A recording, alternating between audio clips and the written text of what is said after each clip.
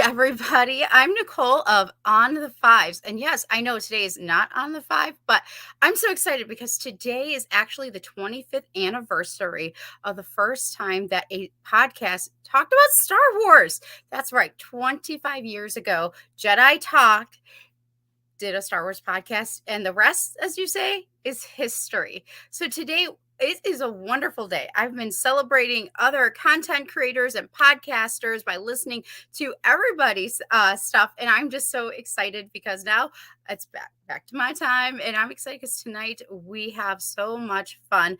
But real quick, I just want to take care of a couple of housekeeping things. Again, I'm Nicole on the Five in conjunction with the Red Five Reading Book Club. That's part of the Red Five Network because we are Red Five, of course, inspired by Luke Skywalker himself.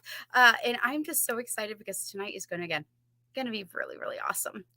First, I want to also thank everybody for coming into the chat. I see you, Baldo and Megan, and so many other wonderful people. So thank you for dropping in. I guess it is a good time for me to bring out my special guest co-host, Mr. Rowe of Scuttlebutt. What's up, everybody? Nicole, I just want to commend you. You have been doing fantastic on these on the fives.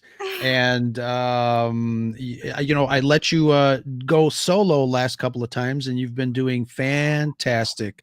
Your training wheels are off. What's up, Megan? Who else is in the chat? I see Isaac. Very nice. Waldo, very nice. Nicholas Backyard TARDIS. He had a really good podcast today. I see 10 Ton. Hello, welcome, because I've never seen that name before, so welcome. Same. And just a reminder, we are simulcasting on both the Scarif channel and the Red 5 Network channel. More eyes, more fun. So absolutely. We have a nice night lined up. Oh my gosh. It's been such a good day. It has been. Happy Star Wars Podcast Day 2024. Yes. I know. Happy Star Wars Podcast Day. This is my second year. Is it? And it is my second year being involved with Star Wars Podcast Day. It is the fourth year of this non-official, official Star Wars Podcast Day. So I'm just really excited. I love that. Thank you to Daniel. He's the one who's running this. I think it's wonderful that he's celebrating content creators and Star Wars and bringing community together. I think that's really important. Absolutely. Awesome. Yeah, absolutely. I think it's our third time here at the Scarif Podcast doing Star Wars. Yeah. I would have to go back and check all the graphics that I've done over the years because I'm sure it's been 3. Yeah. Oh my gosh. It's just wonderful. And I'm just really excited for it all. So absolutely. And tonight, of course, is very extra special because, again, On the Fives is in conjunction with the Red 5 reading. And we've been reading Heir to the Empire, currently The Dark Force Rising, which has been awesome. And recently I also did a holiday content and Mr. Isaac won something very special. And I gave him the news, like, by the way, the person that, autographed your book is coming on the show. And I let him know that ahead of time. Nice. So Isaac gets to see, gets to hear the author that we're going to be bringing in here in just a moment. But I'm just very grateful to him and to everybody that's here because reading is very special to me, and doing On the Fives was about getting to know other Red 5 content creators. It was getting to know other people and nerding out over books and over the different things that they love. So I just really am grateful and appreciative because there's this a new type of love that I'm like, yeah, it gets a nerd out on. Like I was already nerding out about books, but now it's like on another level. Well, I just want to commend you. Besides the On the Fives video stuff, you've been doing fantastic on the book club. So I'm really proud of you. Sorry, that's funny. maybe he licked it too. Don't get started with that. No. Oh, Isaac. I'm sure he touched it. Hilarious. Yeah. Before we begin, one more thing I want to add in, because On the Fives, again, is doing something special today. But on the 15th, we're doing something special again. We're doing On the Fives live stream. Yes, again, I know you guys are going to start getting used to this. We're going to be doing the book review for Dark Force Rising. So it's that time again, huh? I know already. It's been so awesome. It's so great. And I just love it. I love getting to talk to others about all these wonderful characters. And I'm excited because we have a special author, Adam Bray, in the house. And of course, he has wrote reference books and stuff for Star Wars, Marvel. Mhm. He's wrote for National Geographic. And so I'm excited to even get maybe pick his brain a little bit on all things books and nerds and all that. Yeah. So I mean, When you put the National Geographic's comment in the chat when we were planning this, it's funny because every time I think of National Geographics, I want to go dun, dun, dun, dun, dun, dun, dun, dun, dun, dun, dun, dun, dun. We'll ask Adam if that song has been burned into his brain. But before we bring him in, obviously we're also celebrating Star Wars Podcast Day, 1999, when the Phantom Menace opened. And this year is 25 years. Can you believe it? 25 years. You weren't even born yet. You were as old as little baby Grogu back there, weren't you? uh, Little youngin? I might have been either a Padawan or a youngling. Yeah. Anybody I was gonna ask you, where what? were you in 1999? I was probably a preteen or a teenager. Okay. I mean, if anybody watched Use and Abuse, where I'm a co-host on, they know that I celebrate a very specific movie from Star Wars for a very specific reason. Yeah, absolutely. You know. Take that. Nicole, what? Take what out? Take out my baby? No. We're not doing that. Little Grogu. Oh, I hope you do join us soon, Nicholas. That would be wonderful. That would be wonderful. But I want to do a real quick show and tell as we bring in our guest. Oh, wait, you were saying about Phantom Menace? Yes, I mean, again, just 25 years. It's hard to believe. I was in Los Angeles. I went to go see it at the Grauman's Chinese Theater in LA. And I spent the night outside with other fans waiting in line for like 2 nights. It was fantastic. It was one of the most fun events that I have been involved with. And I love telling the story. At 3 a.m. on the first night, there was a blue minivan that pulled up to the line, and a whole bunch of Trekkie fans came out and started heckling us Star Wars fans. And this is one guy that was dressed up as Mr. Spock in the blue outfit came out and flipped us off and said Yoda was a puppet. And we're like, yeah, but a lot of fun. Wonderful. And you didn't heckle him back and be like, I'm a Trekkie too. Like you're both. I mean, I was at peak efficiency as a Star Wars fan back in 1999. It's I'm going to drop an episode back in May. We're going to be talking about the hype of episode 1. It was probably the most hyped movie of all time, if I dare to say that. But absolutely, yeah. Oh, yeah. Oh, I cannot wait. It's going to be fun celebrating Phantom Menace. Yes. And I'm excited because I know that we talked about Use and Abuse doing music this morning. And that's because when we did Use and Abuse did our podcast this morning, Scott mentioned Phantom Menace and he has a favorite song from there. So I was just like, very nice. Cool. I do too, but it's hard to pick John Williams, people. Okay. Right. It is the hardest. It's like picking your favorite child. Exactly. I mean, you as a parent, you have one, but still, you should have heard me on number 2. Number 2, I think I had 4 or 5. I couldn't do it. But I have a little show and tell. Okay. Because this is also what Isaac got, but I kind of got it for myself too. Because I had to. Well, you'll see why. Okay. Wait. Oh, that's cool. Y'all know I love my Wookiees. Very, very nice. Love it. And of course, our red fiber. Okay. But this is the Essential Collection. Okay. The Star Wars Essential Collection. It comes with 2 really cool. This is heavy, just so y'all know. Okay? It looks heavy. Oh, it is. Star Wars, the Characters Encyclopedia. Nice. Oh, I'm looking for your favorite man. Oh, he was right here. He was right there. There he goes. I mean, he's behind you, Ro. He's right. Here. He's always watching. Always. And then this one, Star Wars Aptly, Everything You Needed to Know. And it is also autographed by the author that's here tonight, Mr. Adam Bray. Very nice. I love it. It's so awesome. I know, it's awesome. Where'd you get that? What? Where'd you get that? Oh, we're definitely going to be talking about that because Okay, all Adam right. is awesome. He's a very personal. So what I have liked about Adam is I've followed him for a long while on from Sure. Peace Love Fandoms, and then now on Red 5 Reading, and I just from following him, he's very personable, he's very kind, and Yeah. he if you order straight through him, he will autograph. And yeah, you get books from him. I know it's Very nice. awesome, and that's what I It's really like awesome. about him. It's really awesome. Excellent. So Can I I do just a quick show and tell too before we bring Adam on? sure, very quick. Sure. So I bought a couple of things for our giveaways in February, and I just wanted to share these. And you are going to be so gel. I don't know. I've got Groby Group behind me, It's and I have these. they are earrings, custom earrings from your They will look really weird good on these. aunt. They Yes, look really good on my ears. They're little Legos. Scarif troopers, and there's Ahsoka. Soka. And We speaking of need to get her Grogu, to do the one that's got the stormtrooper that looks like DJ, and the one that looks like Todd. yes.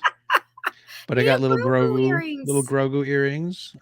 These are going to be Cute. part of the Scarif Scuttlebutt podcast giveaways in February. Ooh, So, nice. I'll Nice. your weird aunt at the Etsy shop. She's I got have some a really weird great stuff. So everybody's got a weird aunt. All right, take All over, right. Nicole. All right.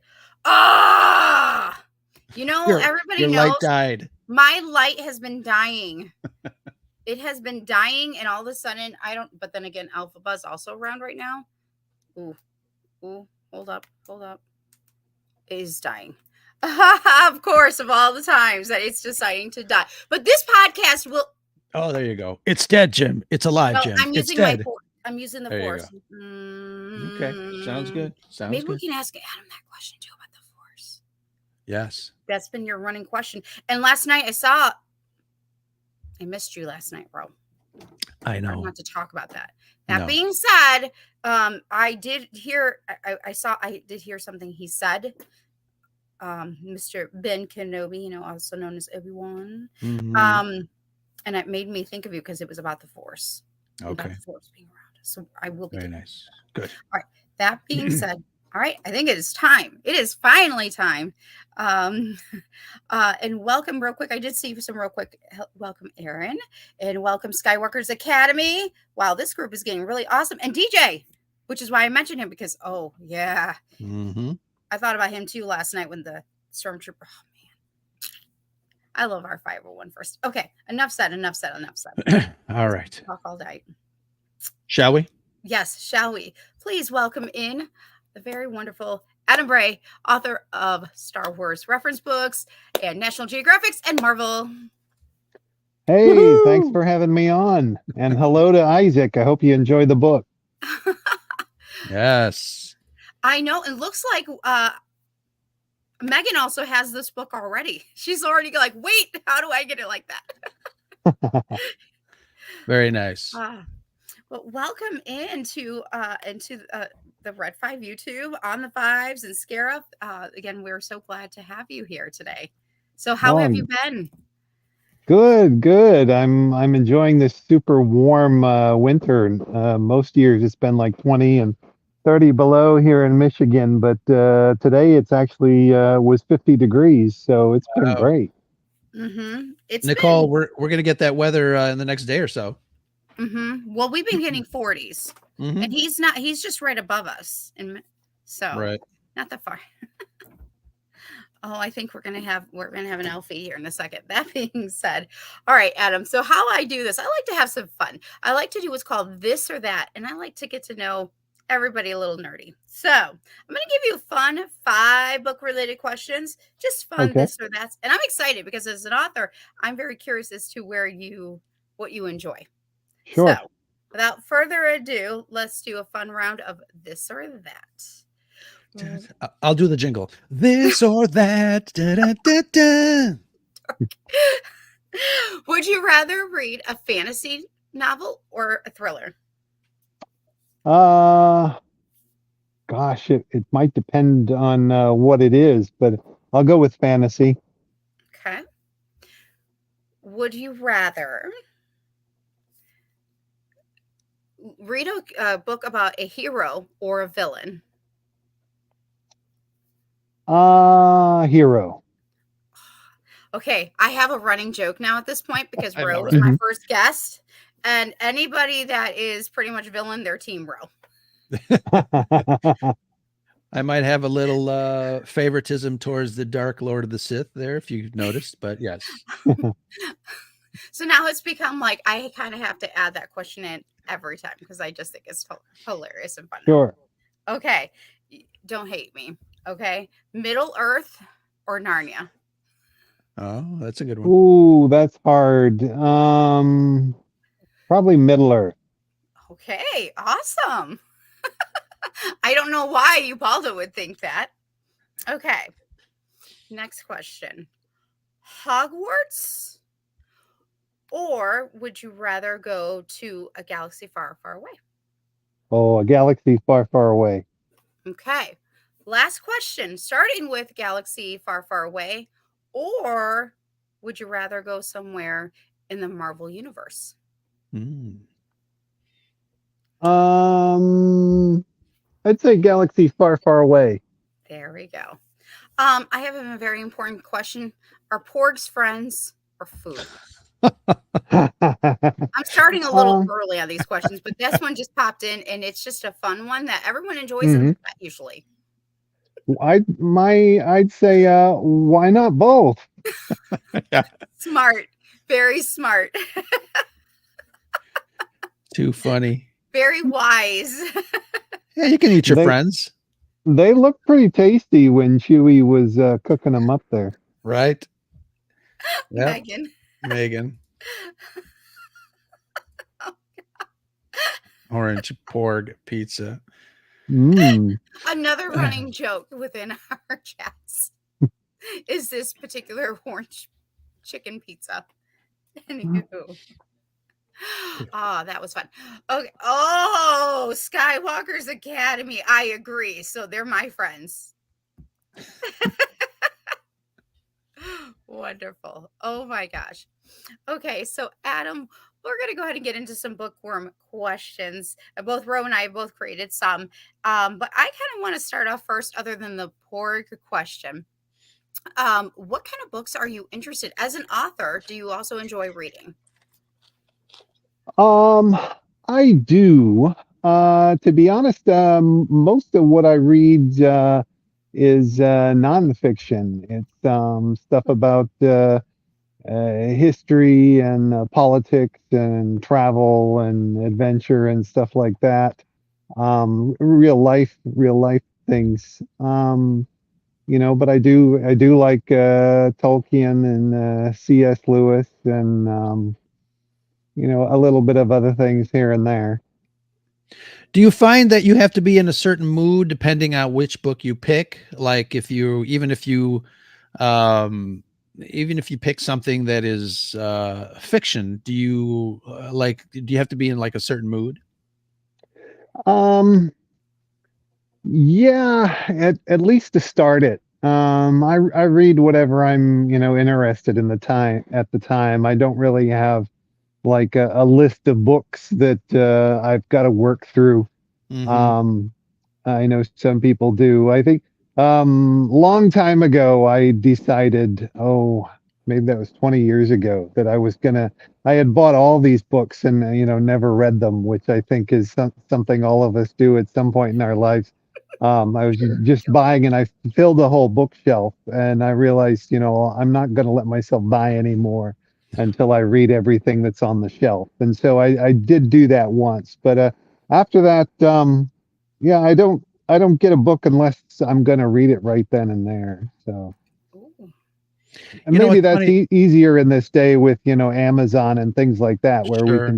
we can just grab a book when we want it. It's not like the old days where, you had to go to a physical store and if you saw something, you had to buy it because you might not see it again. Mm. Yeah, that's true. That's true. And I have a weird thing, and I used to do it with comic books and records. If I like the cover, I'll buy it, even though Oh I don't yeah, know anything of the story or anything like that. I mean, I did that a lot with comic books because I love, sure. I love the art. Right. So it's just fantastic. And if the story on the inside is good too, then it's kind of a icing on the cake for me.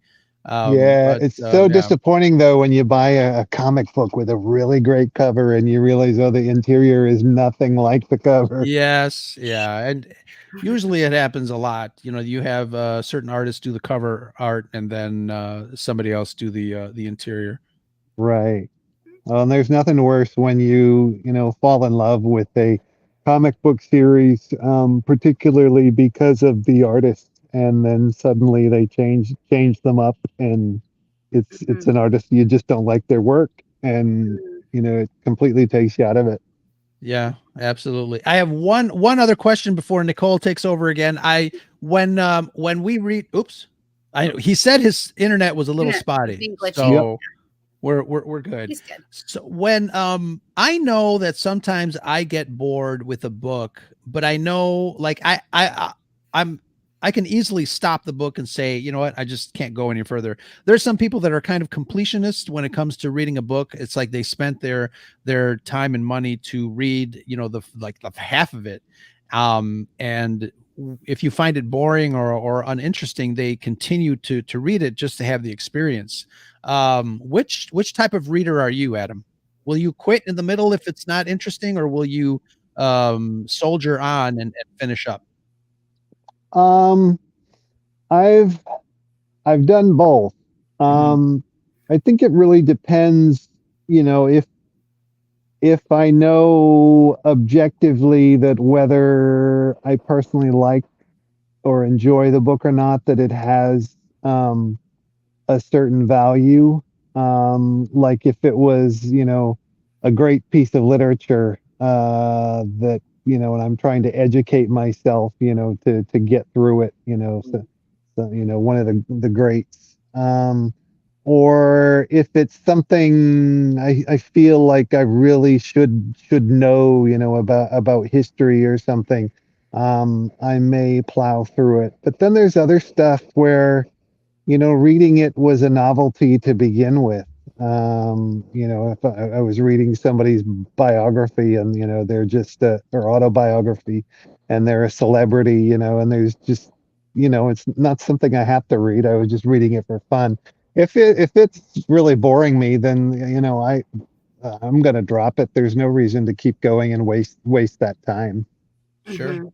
Yeah. You know, this is an excellent question Ro brought up because I know we have been talking in our Red 5 network uh, group about this, the same questions, about reading and what keeps us interested. And, do you soldier on, like Ro was saying, or do you stop and quit? And I admit there are a few books that I've soldiered on and probably didn't finish maybe the rest of the series. But there are others that obviously, and you can't see behind the camera, all the other books that are hiding around my room right now, that I've read or reread, It also depends on the Yeah. mood I'm in, because sometimes like I just have to listen to music. I have to stop, listen to music or binge a TV show, and then I return back to books. So I think in terms of franchises too, there's it's an important thing to consider when you're looking at something like Star Wars or Marvel or mhm, anything that's like ongoing. Star Trek. mhm, um you know I can't think of others, but I know there's plenty of others in fantasy and sci-fi genres. mhm, um Also the I big think it three. Yeah, I think it's important also, if it's not grabbing you, you're really not into it. It, don't keep going. It's a lot of us approach our fandoms with a completist outlook. Like we have to, if we collect action figures as I do, we've got to buy every single action figure. Or pe- readers, they've got to read every single novel or every single comic book. They've got to watch every single cartoon, even stuff that's meant for other age groups and stuff. um uh, they've got to consume absolutely everything. But the problem with that approach is that if you consume everything, if you support everything, if you put all your time and money to it, um, you're going to get more of the same. The creators and the owners of that property are not getting any feedback because how you spend your money and your time really is a vote. Mhm, So it's mhm, important to put your money and your time in the things that you enjoy, and don't feel obligated to to keep going if you're really not enjoying that thing, because otherwise you're just going to keep getting more of the same of the thing you're not enjoying. So be selective. mhm, That I think that is well said, Adam. I think there's a dialogue in all fandoms regarding mediocrity, and I think when it comes to picking what you like and maybe setting aside some of the other stuff, I think it does send a message to big companies. I think without being so-called loud and obnoxious. I mean, obviously it's a business, and when the suits or the upper management realizes that there's more people spending money over here, then obviously they're either going to say, well, what's wrong with this product? Do we have to step it up? Do we need to quit? Do we need to bring the quality up? What are fans saying? And I think the only way, like you said, I think the only way that people will understand what fans are saying is through the pocketbook. Because, like I said, we have to remember that movies and franchises and all this stuff, it's a business. There's a bottom line. There's a Right, investors. There are people. The producers obviously handle the load of creating all that stuff, but I think as fans we can't be stifled into um, either accepting or swallowing mediocrity.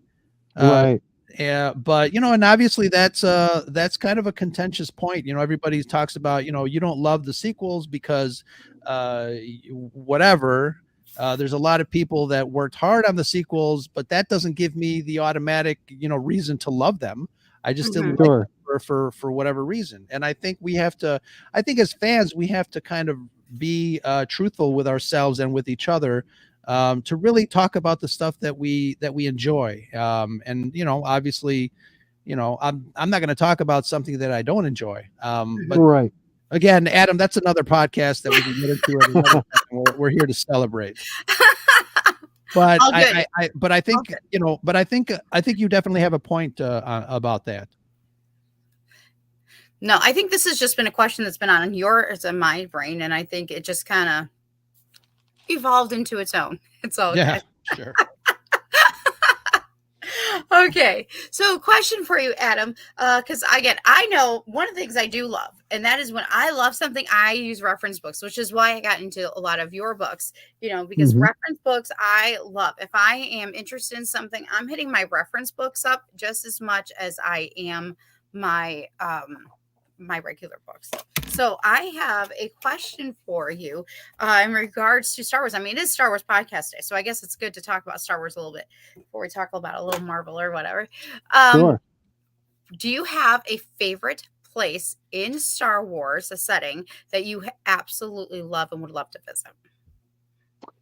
Um, well, growing up, Endor was the big one that I would always want to go because I loved Ewoks and I loved forests, and Yes. it just was pretty and fun. Um, I don't know, but Naboo is pretty exciting. It's really varied as well. You've got all different kinds of environments, and it was really well developed in the prequel movies. So those might be my top two. Awesome. Now, just curiosity. Um, who do you have like a favorite Star Wars hero that you have wrote about? Um, I don't know. I don't think I have any one specific. It just kind of varies day by day. Hmm. I remember when I was little, in grade school, that it was the same like with action figures. Like, this action figure might be my favorite one for the day, Hmm. and this one might be my favorite one for the next week, and I would just kind of change off. So. it's really just whatever's hitting me. Is that the same also with Star Wars villains? I mean, I can tell Rose favorite. We can all see Rose favorite. Right, yeah. It's a little bit. I think that's more stable just because there's not as many villains Mhm. clearly defined. I love Jabba the Hutt, partly because I loved aliens and weird creatures. Okay. As a kid, that was one of my favorite things. I like Darth Maul. I'd say those are probably my top two. Wow, that's Do you awesome. do you remember do you remember watching The Phantom Menace the first time and seeing Darth Maul? I do, yeah, yeah. He gave me chills. Um, Yeah, Same. really, he appeared in the. I guess he appeared in the trailer first, and that was the most shocking thing, because he didn't look like anything we'd seen in Star Wars before, and then to right. have that two-bladed lightsaber was such a shock. Yeah, good stuff. Oh, yes. So I just have to pick your brain a little bit about this. How did you get into writing and get into writing with Star Wars? Yeah, I was living overseas in Vietnam, and I wanted to get into travel writing, writing guidebooks. Mhm. So I made a travel website for the little beach town where I lived. And just, took my free time learning about the town and all the sites and attractions and things to do and developed this website.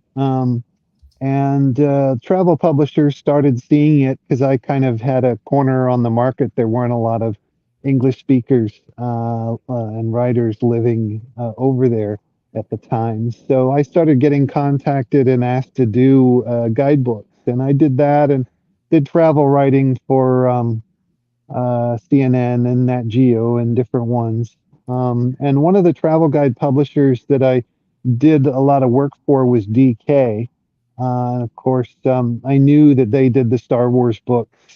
So when I decided to come back to the U.S., um, I I actually got in touch with Ryder Wyndham, another Star Wars author, and he told me who to talk to at DK to move into Star Wars because it's a really big multinational company, and even though I was working in the travel section, they were far removed from Star Wars and licensing. So got in touch with the editors, and Star Wars, George Lucas had just sold it to Disney at the time, so publishing was about to, explode, and it just happened. I contacted them at the right time, Mm, and my first book was a book about for young readers book about the monsters and creatures, and I had Mhm. a background in biology and zoology, so that was a good fit for me. Oh, that's awesome. Um, and then my next book was the Star Wars Rebels guide, Yeah. and John Rinsler, the former executive editor there, he was impressed with my background writing for CNN and Nat Geo and different ones. So he felt confident in putting me on that because it was a major book at the time, and it required me to see a lot of advanced material for the TV show. I got to watch episodes, like a year in advance. Um, and I knew about Ashley Ahsoka coming back a year before the public and all of that. And wow. Sorry. I I had access to a lot of this material, which is something Disney doesn't do anymore. They don't let authors see this stuff anymore. Mm, So I was kind of one of the last authors to really have that much access to things to that extent. So, and then it just went from there. They love my work, so they kept asking me to write for them. Wonderful. that's I, awesome. Forgive me. I'm like, relax my beating heart. You said it actually, and that was so good. And I just went, wow. 'Cause I love You know, Ahsoka, but I think that is awesome that they let you do that. I'm just wondering yeah. why they made a reverse change, because I would think it would be helpful to the author to have I mean, for me, if I'm using your reference books to write an article, like that's important to have all the facts and things like that. And Yeah. so I'm just very curious now why they made that decision to reverse it, Disney is really weird that way. Um, and some of it doesn't make sense because they will give the toy uh, manufacturers, especially Lego, um, Mhm. Hasbro some, but especially Lego, they'll because it takes Lego a long time to develop. They've got to develop, new pieces and new sculpts for things, and I guess it's a very complicated and expensive process. So I've heard. So they let the toy manufacturers, have access to things. So I haven't really understood why they don't let the authors have that. It was more so even more difficult with working with Marvel Studios because for their visual guide, like uh, I couldn't get scripts to movies or even movies that had already come out and were on home video. They wouldn't give me the scripts to them. So like I was writing sections about Black Panther, and I actually had to go into them because it was playing at the time while I was writing the book. I had to go in the movie theater in the dark and take notes Oh, wow. on the movie. And of course, you can't see your hands when you're writing in a movie theater, so that my notes would be a mess. Mm. And I would just look online for all the interviews I could find with the director Ryan Coogler and the costume designer Ruth Carter and different ones, and get my information that way. So there is a bit of scrambling. Um, and it's funny, it's actually helpful when you're writing a book like that and there are leaks online, uh, even leaks about toys and things, because those get widely circulated on Twitter and stuff. And if you stumble on those, you might learn something that's useful for the book you've got to write. So Yeah, it's kind of weird the way it works. And I don't think it's I mean, I understand the secrecy. They've been burned on a few things that have gotten out for Mhm. sure. movies and stuff. But I on the rem other hand, I if you're remember working, seeing I'm sorry, I remember seeing the Knights of Ren as Lego figures before the movie came out. yeah, and that's the Yeah, thing. All of the leaks that I have seen that come out for Star Wars, it is all from the merchandising side that I've seen. right. It's from the toys, and it's from it seems like it's people in the Disney marketing and promotional arm, that's something that they have materials seems to get out. But I've Mhm. never seen a leak that has come from an author or a writer like that. So Yeah. Do you think the I guess the policies are more stringent on that side, that or they're easier or maybe more difficult to track down who is leaking that stuff? um I don't know. Um I I don't know if people even get in trouble for for leaking because I'm just not on that side Yeah, of it. sure. So I don't know We'll if go to Reddit anybody and gets find out. caught. Yeah, and there's some things I've always wondered in with studios, are some leaks actually, are they done on purpose? Is it kind of a Right. sort of Experiment. yeah, is it I can't think of the right word, but is it kind of a covert marketing to make it Sure. seem more exciting if it quote unquote leaks? Yeah, I can see that. I can see that happening for sure. So you mentioned that you have lived in Vietnam, which is pretty awesome. So have you been able to write about Vietnam with like National Geographics? Can you tell us a little bit, give us some insight about that?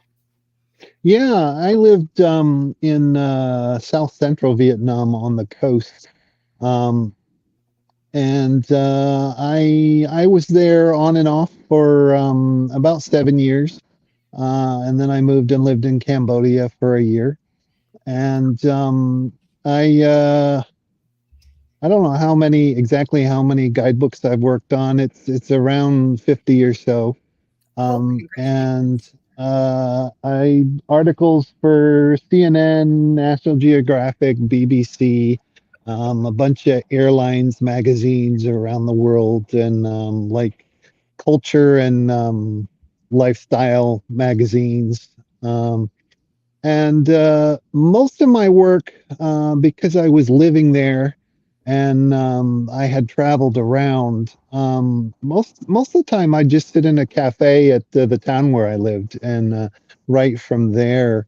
But every once in a while, maybe 2 or 3 times a year, my budget would allow me, to take some big trips, around the country and either see something I hadn't seen or refresh my knowledge.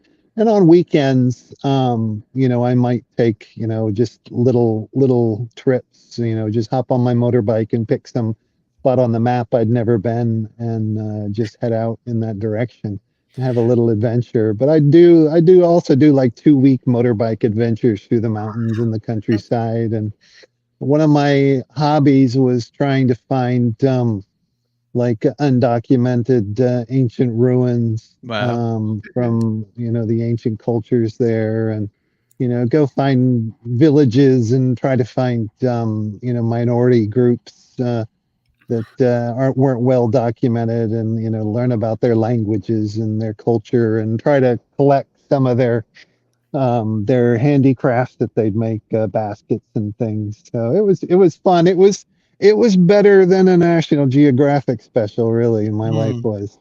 Wow, that that's is, cool. yeah, that I does always sound amazing. Yeah, I always picture writers, and it's a good thing that you kind of said that without me prompting you. I always picture writers, in a romantic sense, where they just kind of like, grab a pen and paper or whatever they write with and just head over to an exotic coffee house and just sit there, just relaxing and having a cup of something exotic.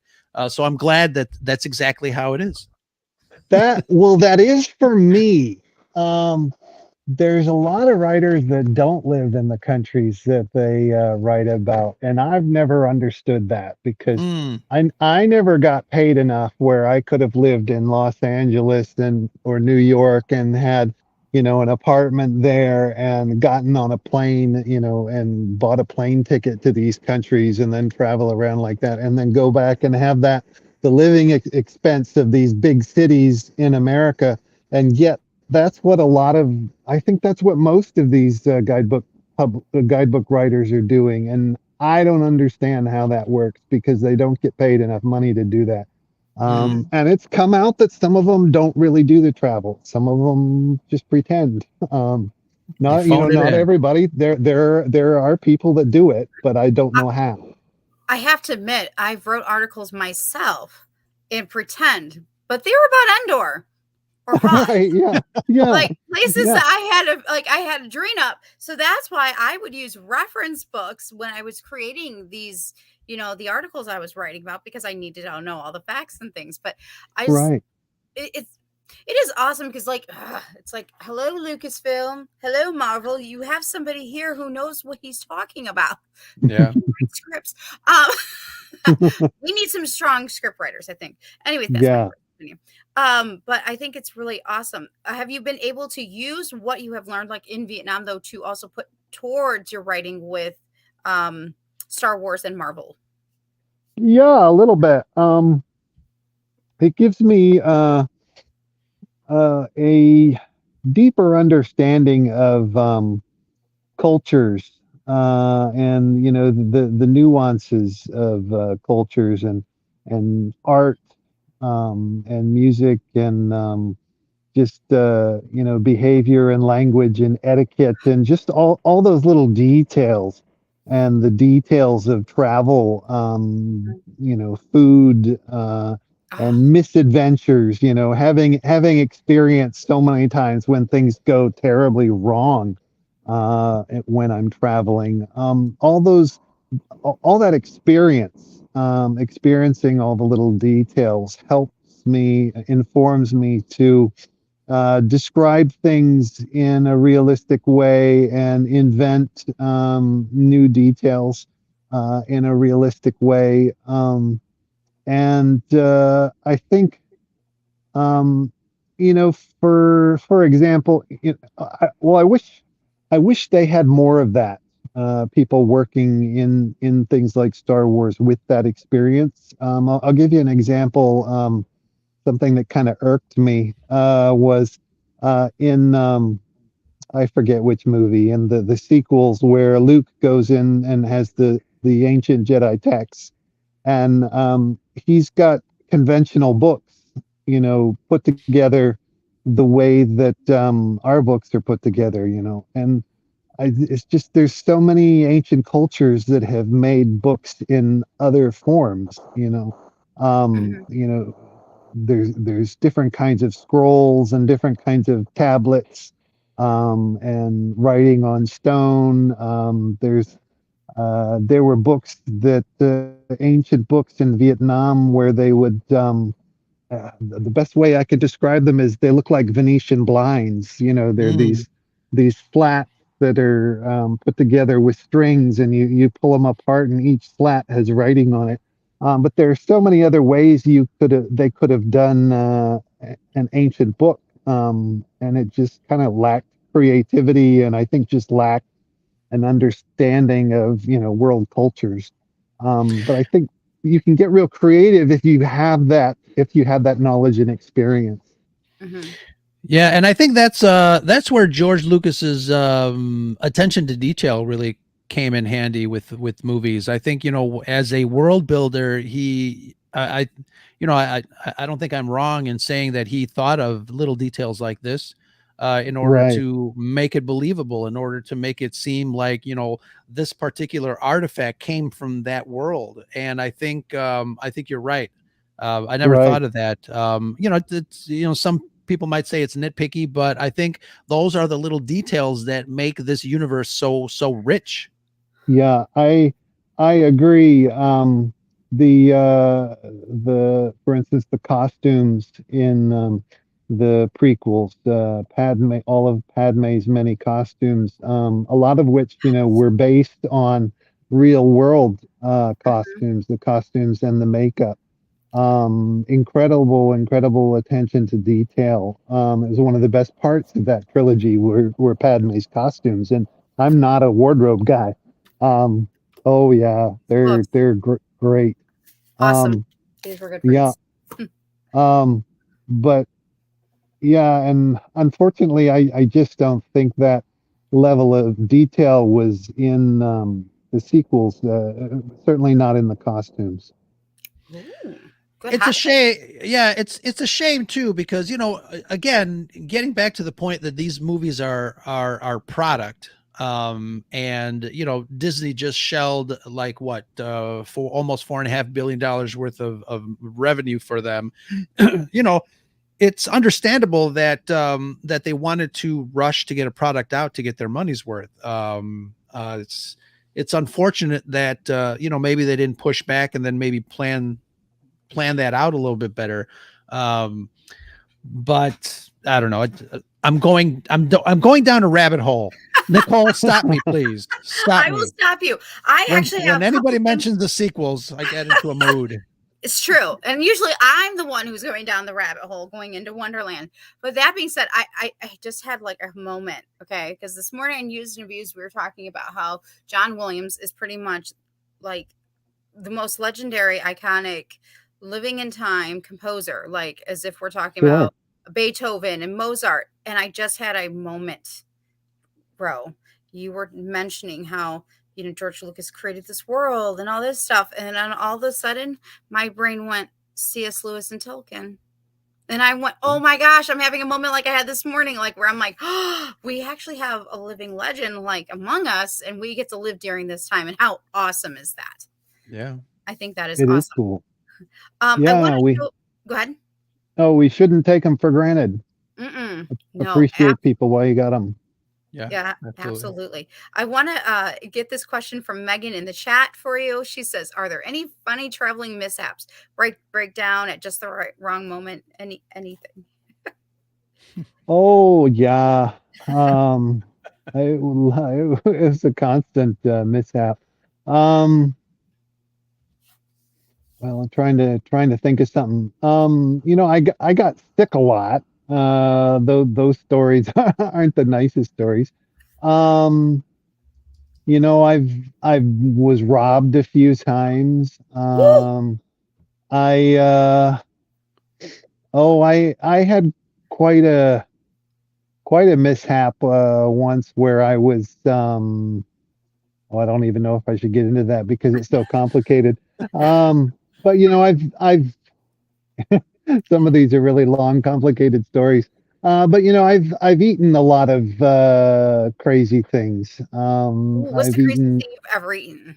I love food, um, so oh, there's so many. I've eaten tarantulas, scorpions, silkworms. I've eaten dog. I ate something once. I think it was a porcupine, but I'm not sure. no wonder your Um, answer was about porgs. I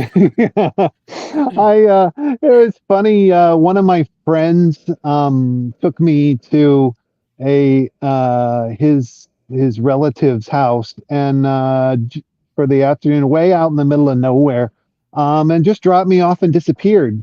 And I didn't know what to do, so I just hung out with those people. I didn't even know them in their little shack, and they brought out lunch, and it was all these disgusting sea creatures that live on the bottom of the sea, underneath the rocks and coral and stuff, and it was like the little crabs with all the hair that grow on them, and just little things with spines and suckers and stuff. I didn't even know what they were. I'd never seen them before, and I've got a zoology background, and I didn't know what these creatures were.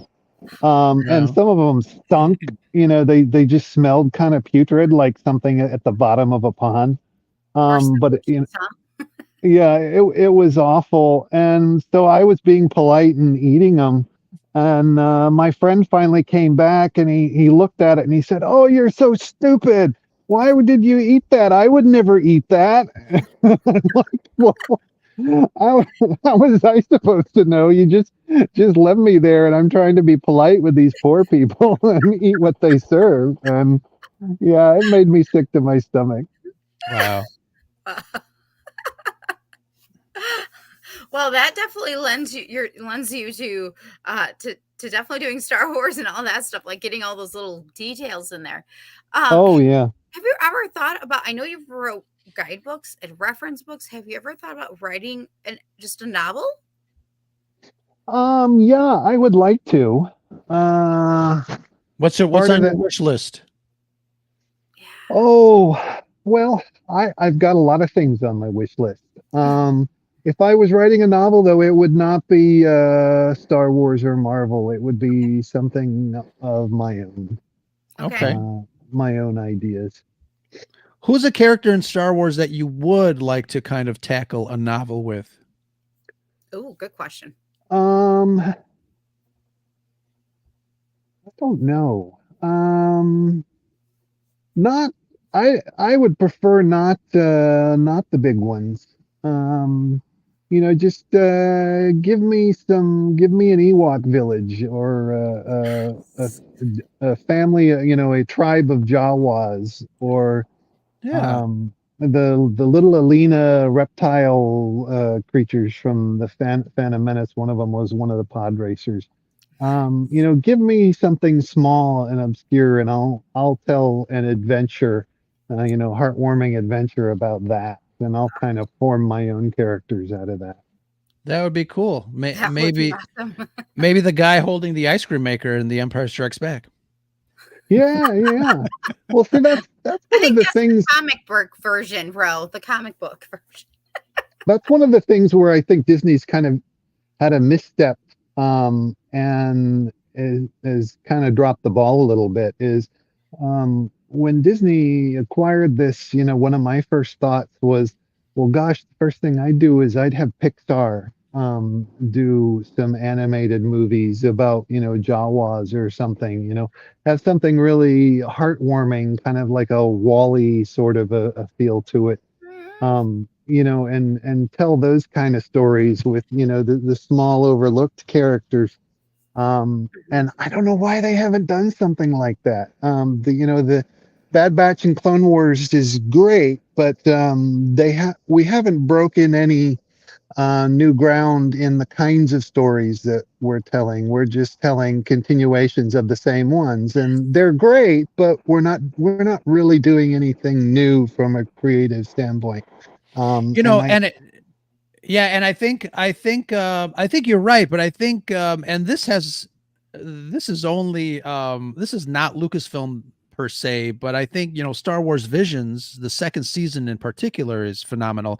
But I think something like a Star Wars Visions kind of goes in that vein. You've got characters that are, not main characters, but characters within that universe that these foreign studios have told stories in the Star Wars universe. Have you seen any of the Star Wars Visions, Adam? um I saw the first couple of them, and to be honest, they weren't my cup of tea. The second season is phenomenal. I Is liked the that second. Yeah, I didn't connect too much with the first season for whatever reason, but the second season, oh my god, it starts strong and it just keeps going. okay? Yeah, I I need would to check recommend them it. out then. Yeah, Got excited. yeah. I'm in agreement with you, Paula. Like, yes, I wanted more on you, Broom Boy. they Room boy. Yeah. they they they they dropped the ball on that one. I was so excited for that.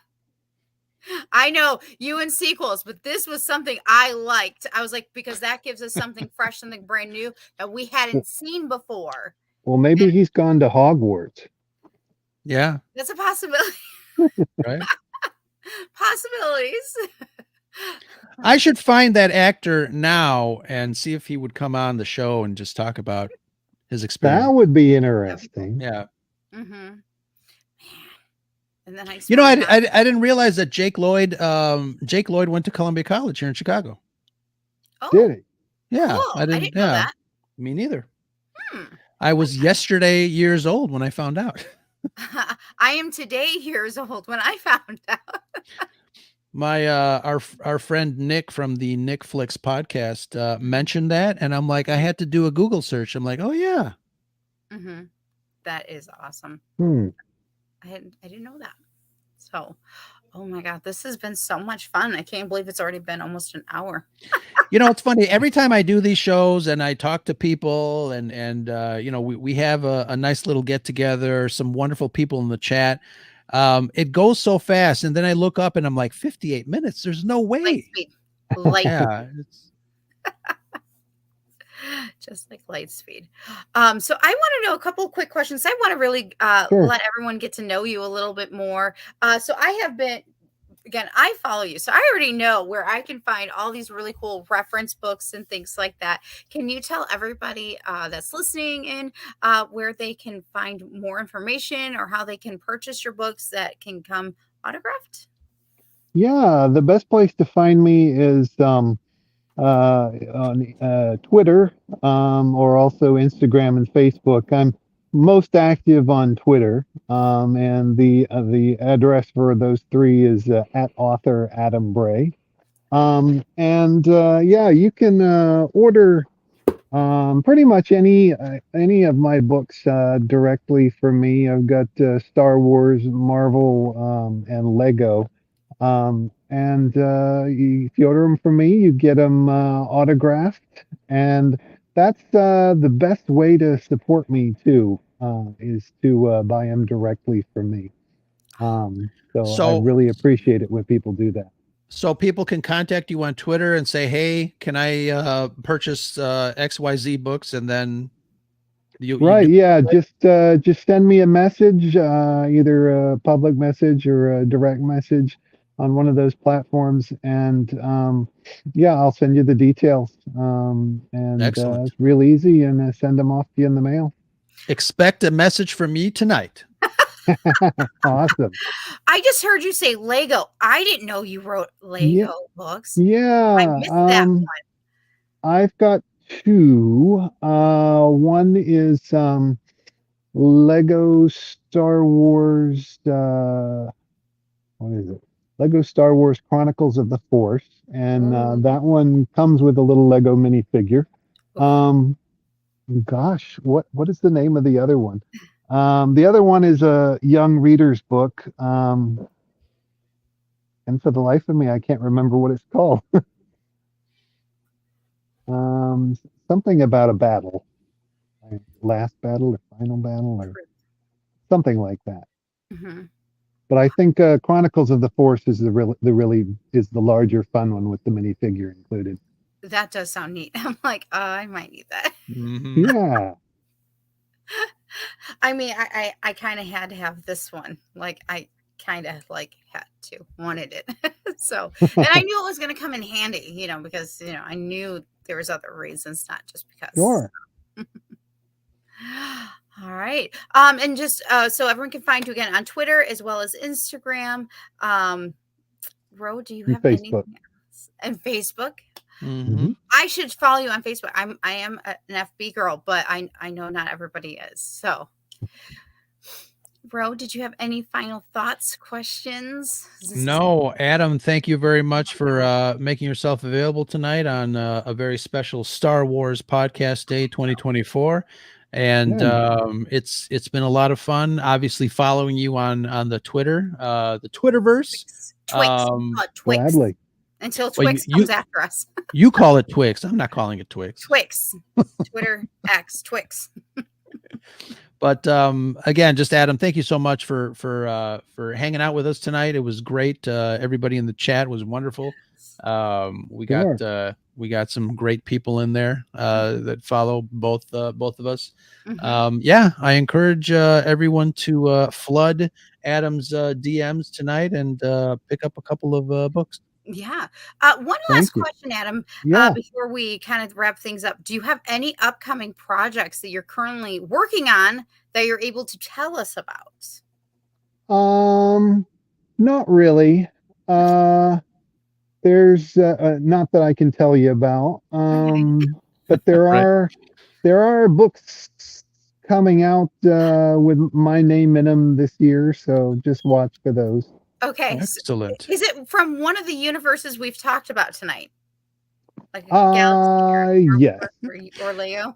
She's Okay. narrowing it down. She's Well, I'm narrowing I'm it keeping down. it broad so it doesn't, so we're good. We're good. We Too don't know which funny. one. We just have to keep our eyes wide open. So I will definitely Indeed. Absolutely. will be looking for those. Trust me. I follow you. So I will be looking for those announcements. So I'm so excited.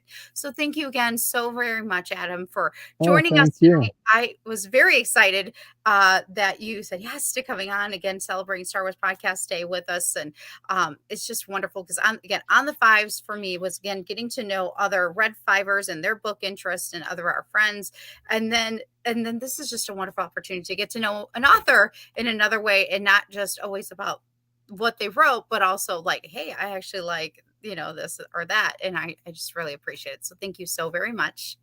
Um, Sure. for those who are just joining in, or if you're coming in late, we will be back on the fives on the 15th of February with a live stream reviewing Heir to the Empire's trilogy, Volume 2, Dark Force Rising. I am so excited. That means in the next week, we're going to be starting Volume 3 because my first legacy book, and oh my heart, I'm loving it. Thank you, Timothy Zahn. I'm very happy for that. So, but I'm very excited. So thank you everybody for joining us tonight. Thank you, Ro, for being my master, as Isaac has now, or somebody said master and apprentice, whoever that was. Thank you. Yeah.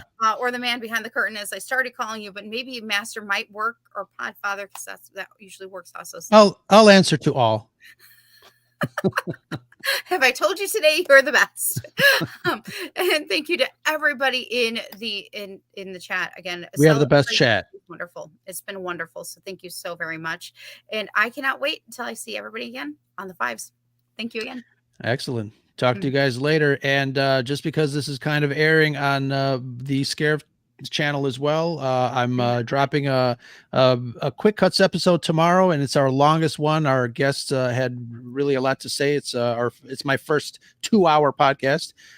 Who would have figured? But we're dropping that, and then on Saturday, I am teaming up with Heidi from Costume Co. We are going to be talking about some of our favorite science fiction television costumes. We've got Battlestar Galactica.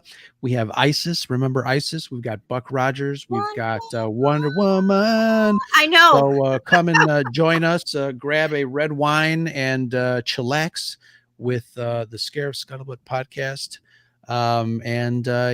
Make sure to follow us all. Look for the rest of the Red 5 team at bio.link/Red5. We usually have a lot of fun with these, because we have the best chat on the Twitterverse. Until next time, Adam, thank you so much. Nicole, Red 5 Reading, and me, Ro, with the Scare of Scuttlebutt podcast and the Red 5 Network. Talk to you guys later, and that's the Scuttlebutt.